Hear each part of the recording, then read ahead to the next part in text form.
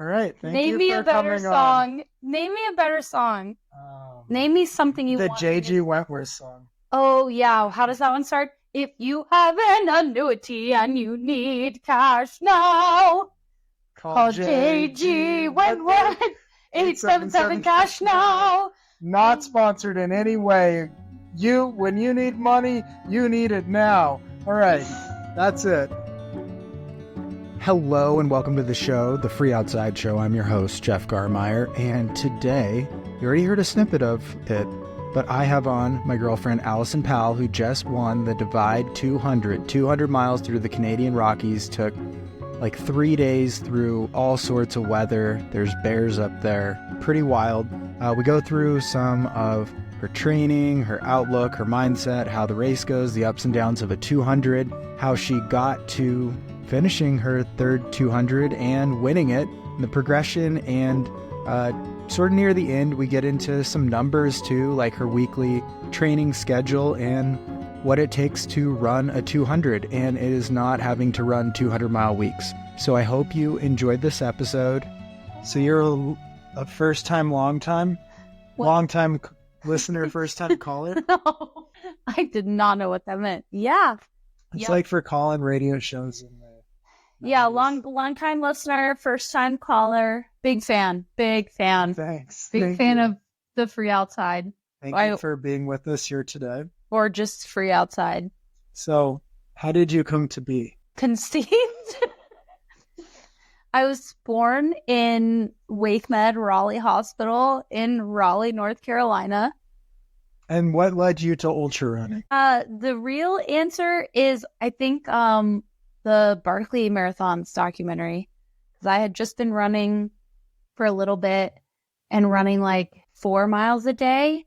I started with the Couch to 5K program and worked up to about 3.5 miles and then slowly 4 miles because half a mile is like so much further. Is that where you run the length of your couch and then eventually run the length of a 5K?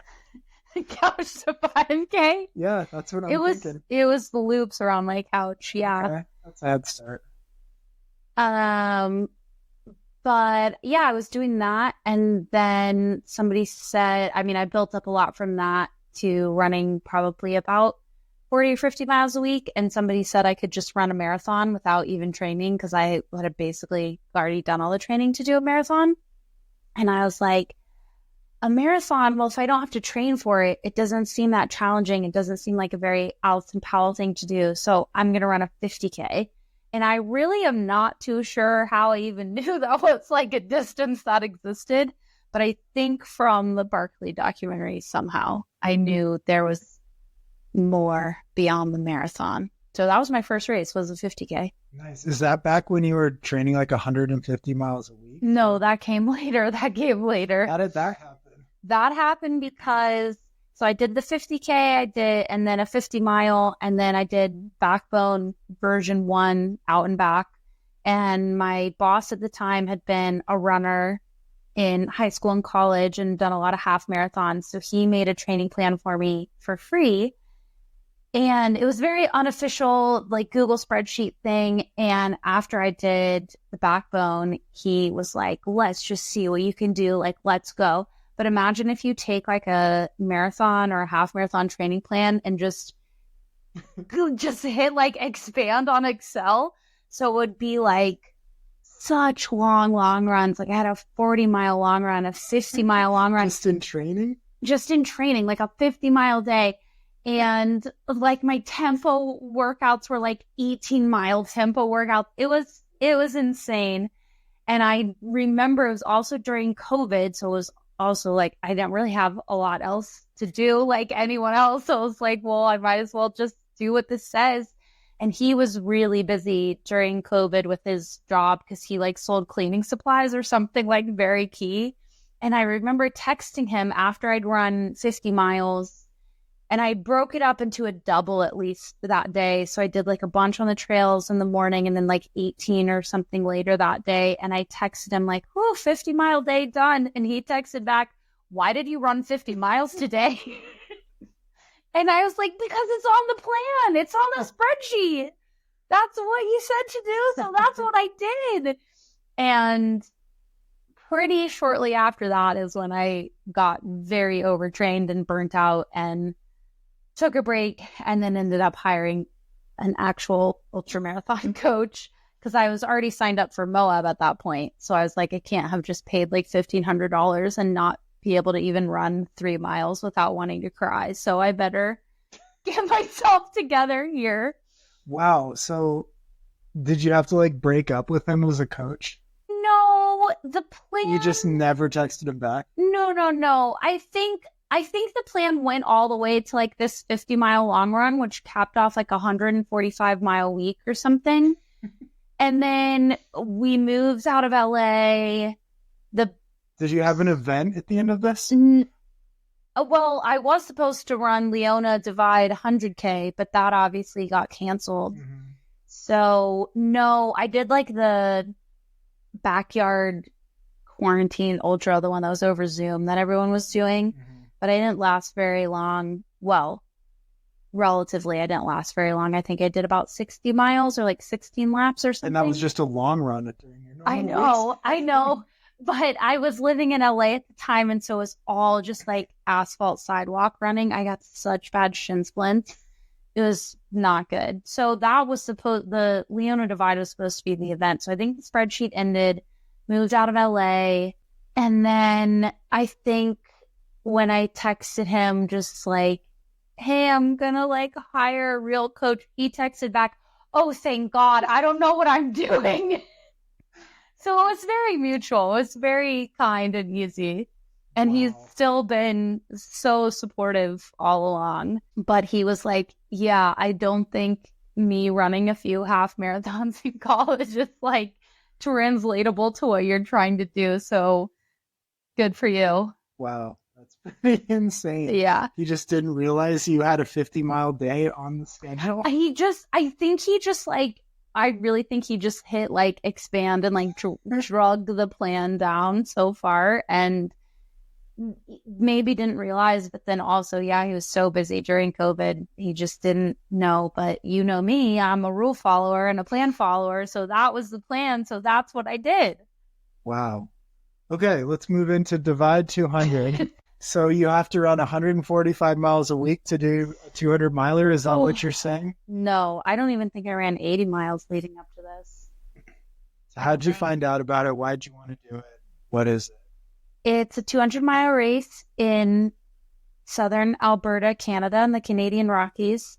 I found out about it from you because after Mogian last year, you were like, oh, there just was a 200-miler in Canada. And I said, where in Canada? Because I lived in Calgary for 4 months in 2022 over the summer and a little into the fall and had already gotten to run out there.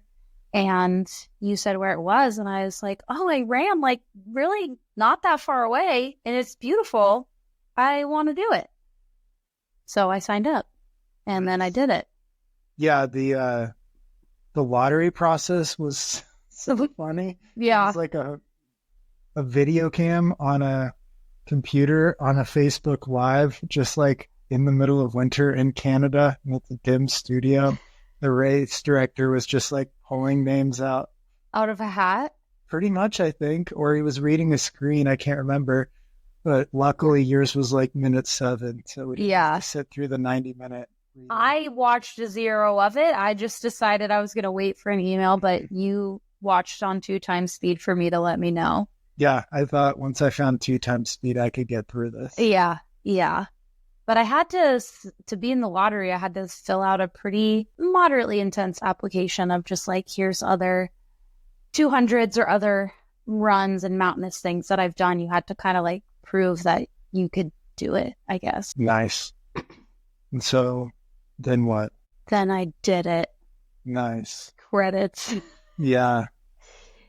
No, then I've been training all year for it. It was definitely my A race this year. So had a couple other races, like Gorge, Waterfalls, 100K, which did not go the way that I wanted. Did you start the year with Divide as your number 1 race? Yeah. So the other ones were important, but not as important. not as important. Like I had thought about doing Gorge last year, so I just kind of did it this year instead. And Tushers looked really cool. I think you sent me that as well. And it just looked like such a beautiful area. And I like doing races in different types of terrain and different types of places that I wouldn't normally go or visit, like sort of do it as like a runcation or just a way to explore somewhere else. So signed up to do Tushers, and Tushers has a lot of climbing, which I like doing and better at climbing than descending. So I thought it would suit my strengths more. And then after Tushers had like a month of some recovery, some doubles, a lot of strength workouts, and then we drove up to Canada. Nice. And then, so diving into the race, what was the plan? The plan was to go pretty fast and pretty aggressively. My spreadsheet was very aggressive timing-wise, and I knew that going in, but I wanted to push it and see what I could do. And I feel like I had a pretty decent plan nutrition-wise, and hydration was pretty good most of the race, but it started raining 36 hours in. I don't know. I'm so stuck on metric. I'm not sure how many hours. Yeah, at whatever point, I was already slower than my spreadsheet had, but I was okay with that because I was still running with the leaders and was the lead woman. So I was happy with however it was going until what was checkpoint 7, like 100 miles in, I think. Roughly. I only work in kilometers. Maybe 160 clicks. Yeah, it was a lot of clicks in. And I just felt pretty tired coming into that aid station, but couldn't sleep because I was in a lot of pain. My legs just hurt so much. I just couldn't get comfortable and shut off anything except extreme pain and a lot of hunger. And then just gave up on sleeping and hobbled out of that aid station with Robert like a wounded warrior. Just decided to keep going. What are you thinking when your legs don't really work and your feet are a mess? Are you thinking that someone's going to catch you, or that you might not make it to the end, or that it's just really hard and you're just going to go slowly for now? What's going through your mind when the whole world's crumbling around you and you're just but a piece of space dust on this hurtling object spinning through space? I'm thinking my legs hurt and my feet hurt, but eventually they'll stop hurting is the hope and the main thought, and like things will get better. And out of that aid station, I really was thinking, within like half a mile or something with kind of just walking it out, things will start to turn over better. And they just did not start to turn over any better or feel any better. My left foot, I started to feel better, or I started to just ignore it. It still feels pretty bruised on the outside bottom. I don't know how to explain where. So that I started to feel less, but everything else still just wasn't really turning over, wasn't getting a lot of clicks in. Nothing was clicking in the clicks. And later on in that section is when I thought, I think I would rather be dead than take another step in this race. Okay, so what did you choose? Death or step? Step. Wow. That was the only choice. Was step. Yeah. Grizzly bear did attack some hikers up there. I know, right? Pretty near that section too, I think. Yeah, you had almost a real choice. I honestly, if a bear had come out of the woods, it's 50-50 if I would have just been like, you know what? Take me. I'm done. I don't want to take any more steps. Don't make me take steps. I can't run away from you, so you can just have me. You want this Luna bar in my pocket? I'm not eating it. You can have it. I bet Robert, though, would have attacked it. I feel like he's got some skills in his... Yeah, probably. Or he might have just charmed it. He might have just been like, hello there, do you want some European salt pills? There's a sausage for you. Yeah, he's very European. He was Polish because he's Canadian now. Yes.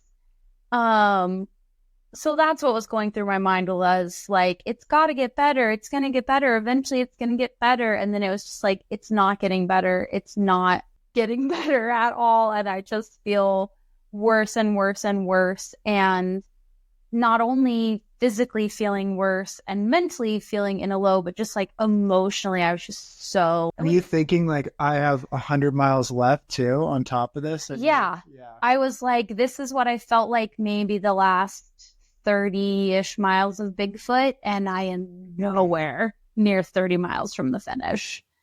This is gonna be a long slog. And then it started to rain, so it made everything even worse immediately. Yeah, because you can't even stop now. No, can't even stop. Like with Robert, a few times I did say, like, I just really am.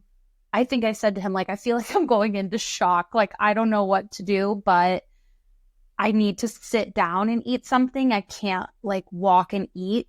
And I was talking with my coach today, and he said, or he asked, was it like your brain couldn't really handle doing two things at once? And I was like, no, my brain was fine. It was like my body was like, we will either walk or we will eat. We will not do the two things at the same time. If you try to put food in while we're walking, it felt like my blood sugar would either crash or rise. I'm not sure which, but like something very extreme, to the point of like feeling like I was going to black out. So it wasn't that I couldn't think and walk and eat. It was like, we just can't be doing these two things at the same time. You have to pick one or the other. What does your body sound like when it says that to you? It's pretty mean. Really? I feel like, yeah, I mean, I haven't really thought about it, but now that you ask, I feel like it sort of sounds like me when I'm being really stern with a kid that I'm babysitting. A kid that you don't know on the playground that's not yours. You're just walking by and in a bad mood. No. It would be a kid that I know. A kid that's on your parents' lawn because you can't afford a lawn. We didn't have a yard growing up. Well, I lived in the woods. So we never had a lawn for kids to be on. But I think very stern and just like, nope, this is not working. We're not doing this. Wow. So your body treats you like a child. Yeah, I guess so. Interesting. Mm-hmm. So before it started raining, I had sat a few times and eaten a handful of some potato chips, and that seemed to really help. And being able to sit and eat and kind of let that process and let those calories hit a little bit helped. But yeah, once it started raining, which it then did till the end of the race, it was like, well, there's nowhere I don't want to sit because I'm going to get more wet and more cold and more tired. And I had taken a few dirt naps with Robert. There was a break in the rain with Sarah later, and I took a dirt nap with her too. But then the last night when I really needed one, I was like, well, there's nowhere to stop. There's nothing to do but keep walking, and let myself close my eyes for 5 seconds while I'm walking, because I can't just lay in the mud. Everything is mud and wet plants, and I can't just lay in that. It's pretty fun to close your eyes because you think it's 5 seconds, but you never know. It could be like 20 seconds and you're just like, I counted to 5. And then you just open them? Oh, yeah. Well, I'd look ahead on the trail and be like, okay, nothing that crazy is coming for like 5 seconds. 1, 2, 3, 4, 5. Okay. How about now? Okay. Everything's fine. 1, 2, 3. That's what I would do. Well, microdosing's all the rage. So micro napping. Yeah, micro napping. Yeah, Sarah did ask when we got finally into checkpoint 12. She said, "You want to sleep? You said that you wanted to sleep." And I said, "No, I'm over it at this point. Like, we just got to go get a coin and then get to 13 and then it's the end. So like, let's just go." And either at that point or sometime later, I can't remember because my brain is fuzzy. But she was like, I mean, watching you fall asleep on your feet wasn't the best. I would have maybe preferred if you had slept there.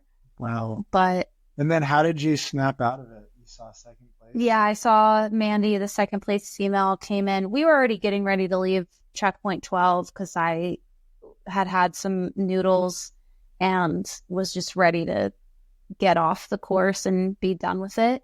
And we had sort of dried off a little bit. Every checkpoint had a fire, which was really nice and really key. Yeah, it was sponsored by the fireplace because they gave them away. Yeah, whatever that fireplace is, it's great. It keeps you warm. It dries your stuff. It's got fire. It's got fire. It's got everything you need. So we were already standing up and like putting a bunch of layers and stuff back on. The volunteers everywhere at the race were amazing and always giving a lot of their own personal stuff, it felt like. And they offered us hand warmers. And Sarah was like, why do I feel like these are your own personal hand warmers that you're giving us? And they were just like, don't worry about it. We have a bunch. And I was like, honestly, fine. How did they actually sound? Pretty much like that. I can't do a Canadian accent as good as you. Give it a try.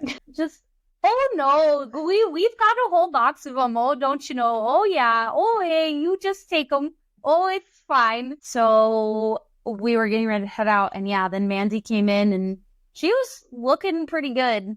Looking better than I felt, and apparently I looked terrible and felt worse. But seeing her really helped the adrenaline kick in and helped you remember it was a race. And obviously I had fought through so much and such a low that I didn't want to have gone through all of that and sacrificed all of that and then not be able to come out with a win. So I just started hiking up the pass. You have to go up the pass and get a coin. And then it came pretty quickly because I was really moving, and then turned around and started running back down. I felt like I was going about like 6-7 minute miles flying down the pass. Sarah said it was like 10 or 12 minute miles. But I thought I was moving really well. And the other interesting thing about that adrenaline kicking in, besides the fact that like my feet stopped hurting, my legs stopped hurting, everything just felt like it moved better and flowed better, was there were all these puddles on the course, like massive ponds, that most of the time we were stopping and trying to figure out and navigate, like, how can we get around without getting our feet like Oregon Trail? You're like, should we cock the wagon? Yeah, basically. Hire a guy to float us across? Yeah. How many rations do we have? And then it was like, whoops, Sarah's died of dysentery. Just stop and have a funeral. But I somehow, those last miles between 12 and 13, was just able to somehow see and figure out 5 feet ahead or whatever that is in like metric. American Ninja Warrior. Yeah, basically, I was just suddenly like swinging from trees. Yeah, I was like, okay, it's over right. It's good on the left. Hop this rock on the right. This side is more sturdy. That go through the middle. Like, it just somehow it was like animal instinct. I could just tell suddenly how to get through all of these puddles. The best video would be like what it is in your mind versus what you're doing in real life.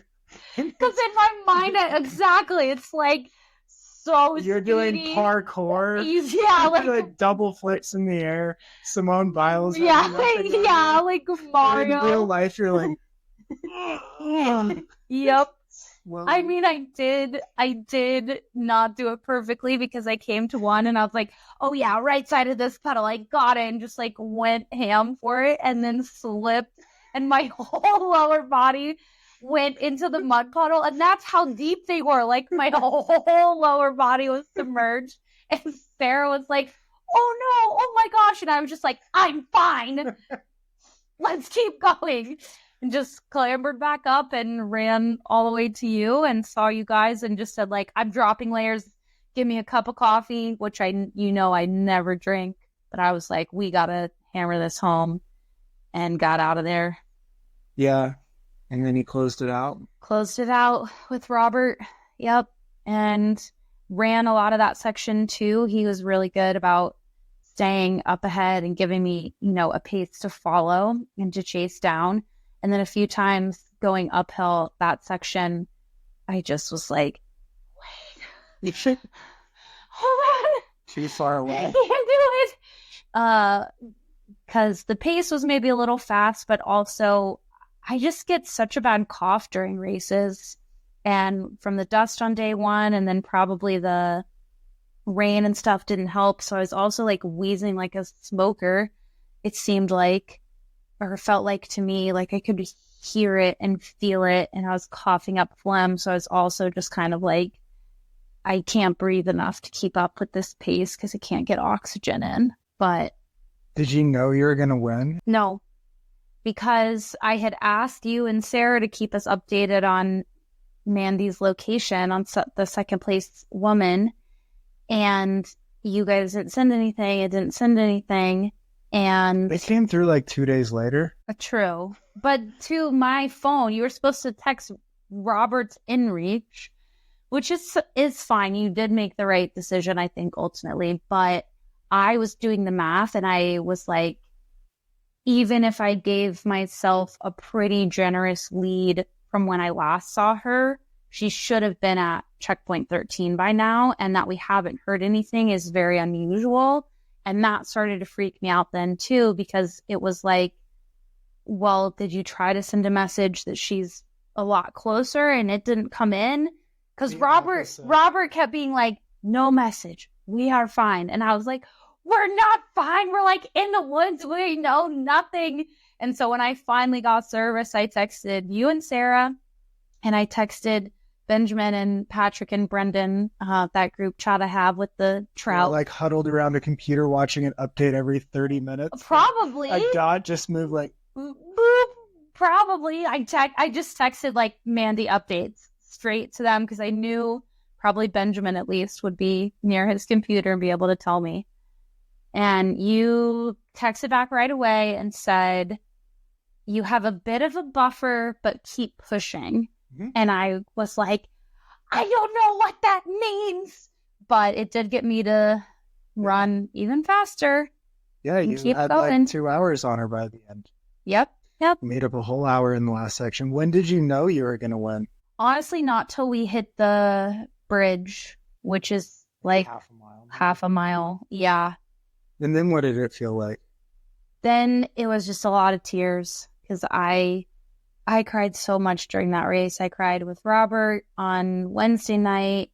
I cried with Sarah. I don't think I cried with you, at least on the section you were pacing. Maybe I cried. I'm sure you did. Yeah, it was raining, but they were tears too. Yeah, because I just never felt so low in a race and pushed through so much mentally and physically. It was hard with the rain and the mud, and that really got to my feet and my spirits and everything. So I just was so relieved to be done and happy to have won, and really just, I don't know, mostly relieved, like, oh, thank God we did it. We're done. We can stop. And so I just knew there'd be a lot of tears, and there were definitely some tears. Dylan Bowman wasn't at the finish line of this one, but I'd like to give you 20 seconds for our finish line speech now. So okay. Go for it.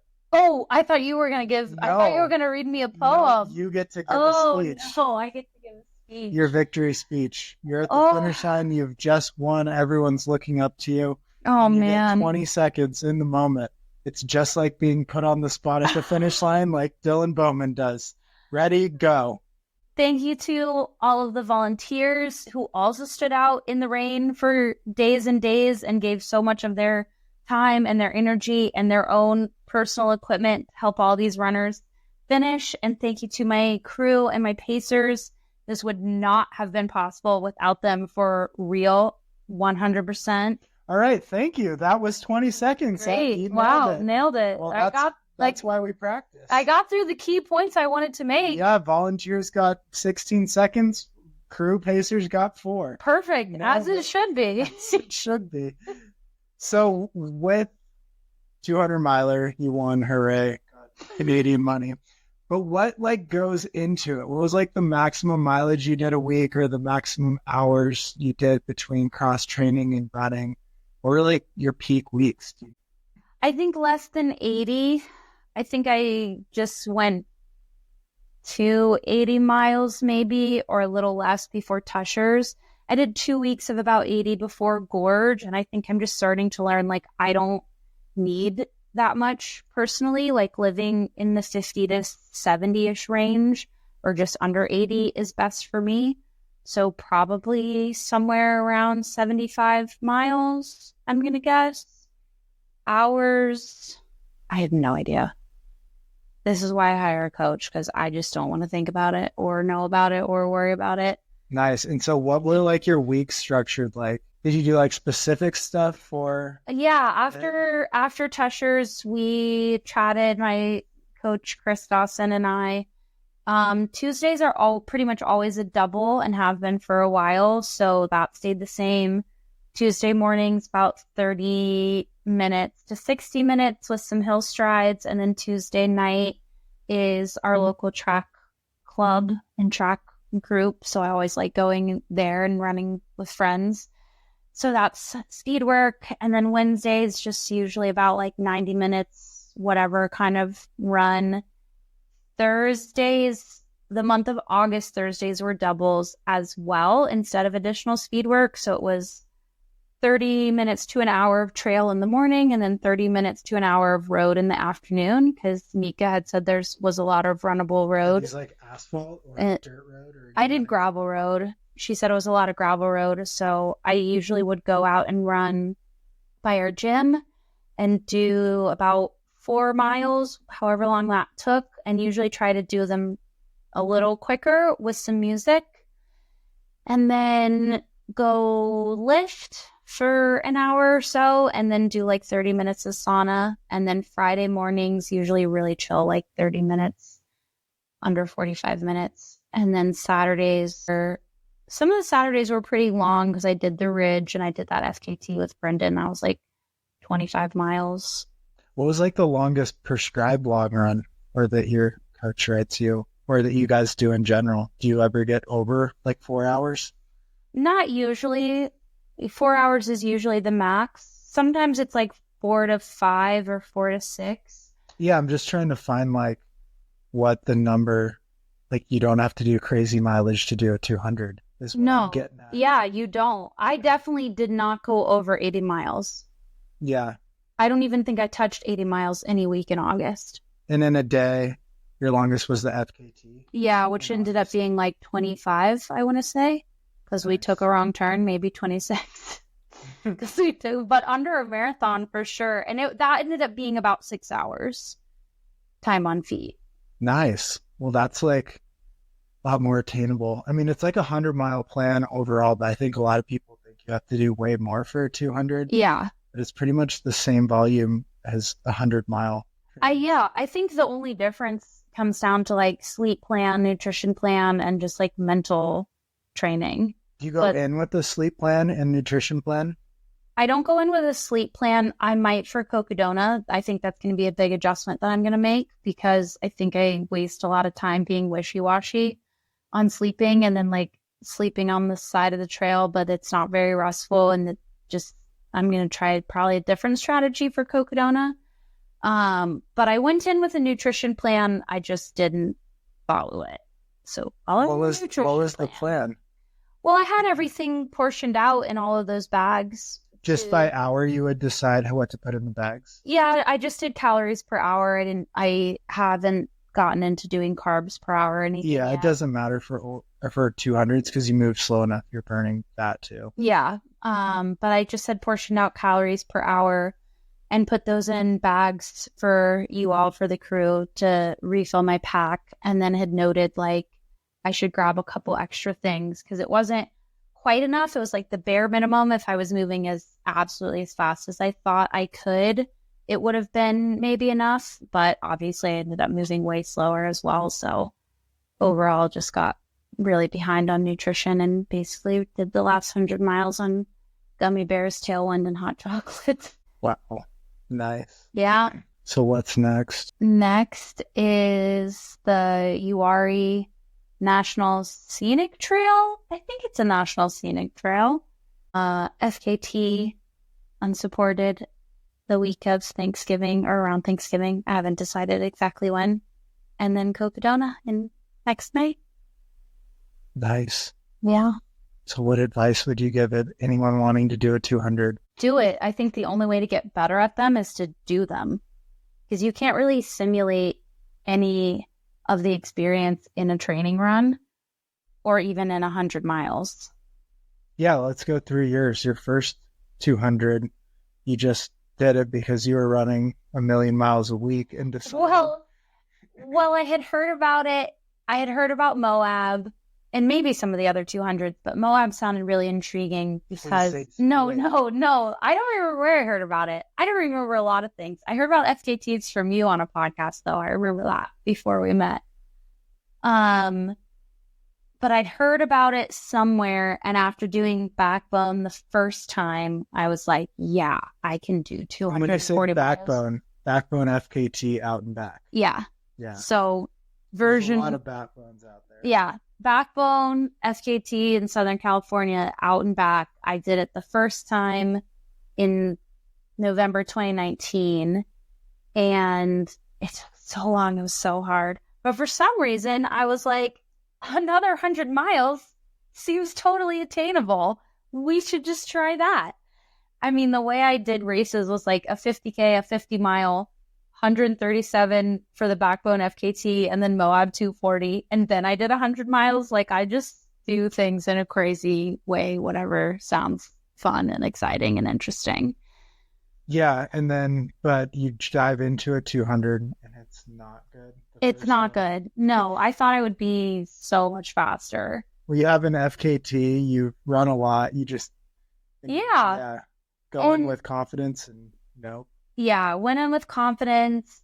I mean, the FKT took longer than I thought as well the first time that I did the Backbone, but I was like, oh, if my toes couldn't touch each other, that's like my only problem. So everything will be fine if I just wear toe socks.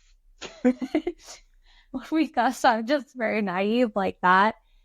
So I did have toe socks for Moab, but that did not solve all of my problems. So you're like, okay, that was really hard. One note, toe socks, I'm good. I'm going to be great at 200. And then everything will be better. Everything went perfect if only I had toe socks. Wow. Yeah. As if anyone said that for any 100-miler ever.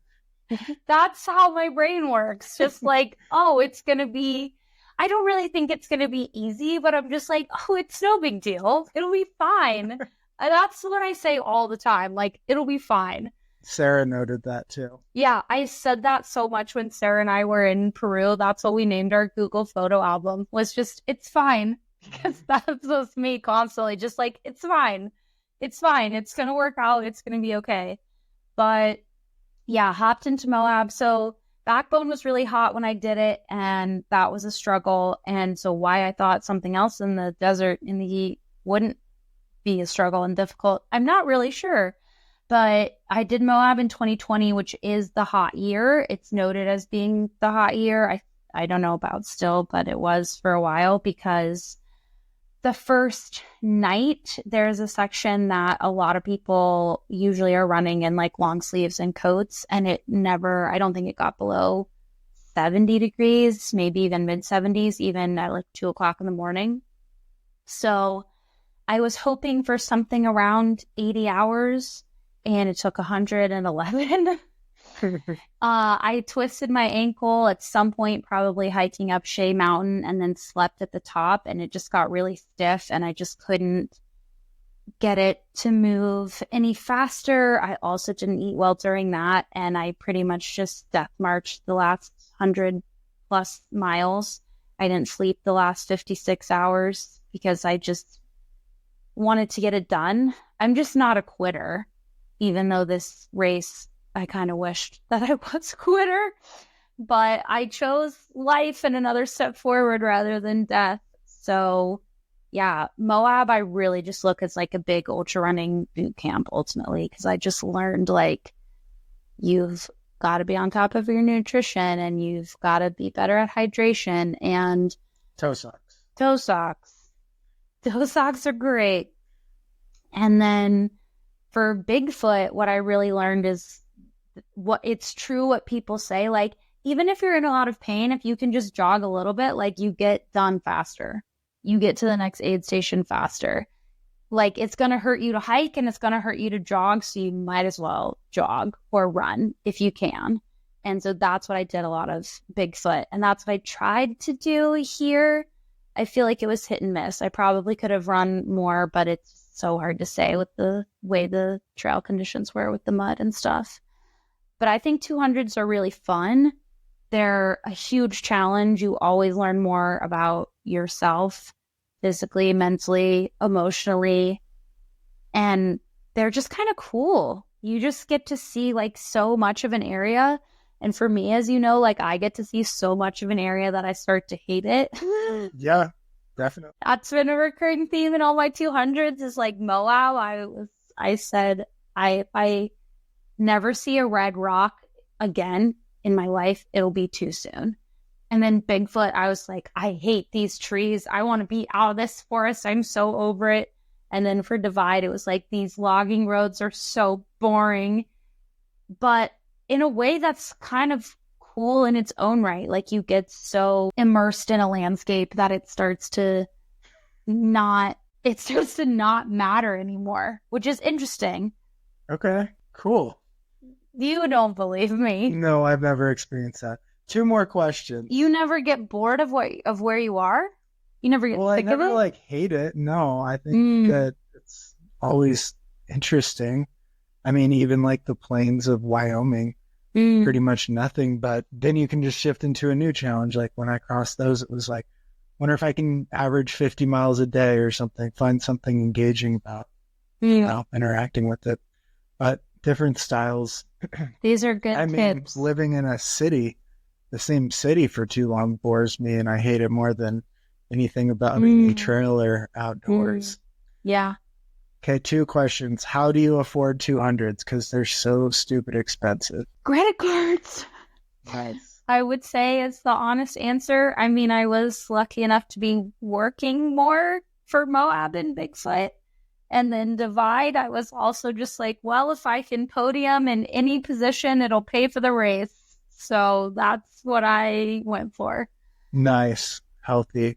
And then, so now that you're not running 145 miles a week, and you have more time with like a very sustainable 80 miles a week, what are your other hobbies and what do you do outside? You pointed out that I have a good hobby of community building. So I really enjoy doing that here in Bozeman. And friends. Yeah. People. Yeah. So I really like helping out with our local run club and leading run club events or getting people to come out and play trivia. And especially when there's new people joining your group, being that person that's like, hey, I was awkward and shy and didn't know people my first time too. Let me help you out. You were homeschooled. Exactly. I know what it's like to be like, wow, there's a lot of people here. I don't know who to talk to. I don't know what to do. And I really enjoy being that person that's like, you can talk to me. I'll help you. We're going to be fine. It's fine. And then I don't know. I like doing creative things when I can. Well, you're very well-rounded. Like you do, what do they call it? Like acting? Oh yeah, you helped me out. Thanks. Acting or something? Acting. Yeah. I sing and act. I mean, I grew up as a theater kid. I just fell into running by accident, kind of, and outdoor stuff. So I did a singing competition or a talent competition earlier this year, and then I got to do a play in July, or I guess August. It went up in August, but we rehearsed in July.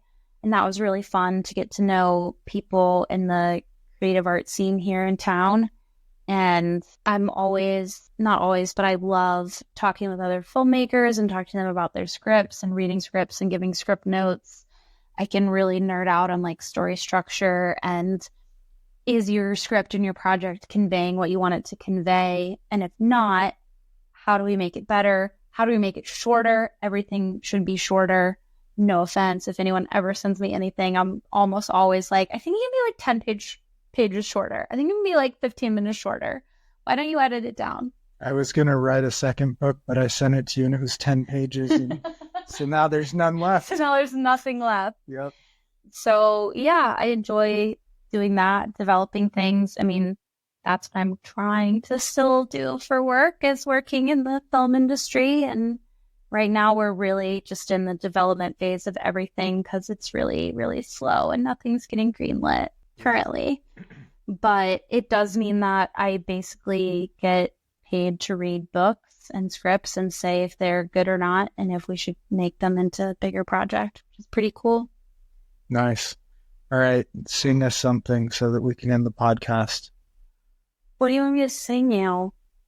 I don't know, but I think the GoPro just died, so sing anything you want. You're a professional singer. I have not made any money singing that I know of. It's the money you don't know of it. Oh man, I'm trying to think of a good song. Let's see. What was that song that came on the radio that you were like, oh my God, I hate the fact that you know all the lyrics to this? So no peace pacem. You hated that. All right, thank Name you me for a better coming on. song. Name me a better song. Name me something you The want. J.G. Wentworth song. Oh yeah, how does that one start? If you have an annuity and you need cash now, call J.G. Wentworth 877 cash now. Not sponsored in any way. When you need money, you need it now. All right, that's it. Nice. Stay elite, my friends.